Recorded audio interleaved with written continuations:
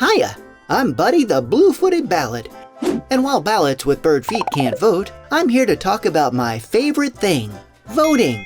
With all the recent policy changes and COVID-19 considerations, it's especially important to make a voting plan. So listen up. Let's start with the basics. Are you registered to vote at your current address? Educated about who is on the ballot? Prepared with a plan for where, when, and how you will vote? Did you know that 1 out of 5 eligible citizens is not registered to vote? And in 2016, voter turnout for the presidential election was the lowest it's been in 2 decades. Yikes! Let's get to what's on the ballot.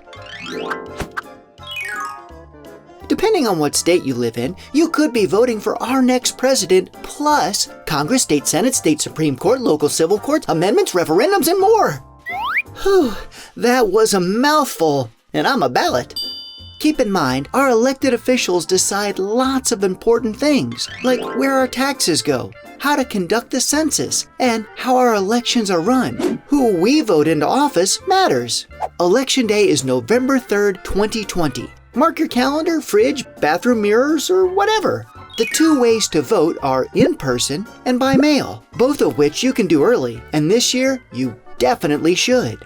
Fun fact, absentee voting by mail started almost 160 years ago. In the 2018 midterms, 1 in 4 votes were cast by mail. Hey, us ballots don't mind traveling. If you choose to mail in or drop off your absentee ballot, try to do so as early as possible. If you have an issue, you should still be allowed to vote in person. Don't give up. Keep in mind, when voting in person, things may take longer with new health protocols. Remember to wear a mask and always follow your local guidelines. Bring your ID and, for health reasons, your own pen. Black ink only. Well, that was my quick-ish rundown on voting. Remember, every vote counts and yours makes a difference. Now get out there and vote! Don't forget to jot down this resource, vote411.org.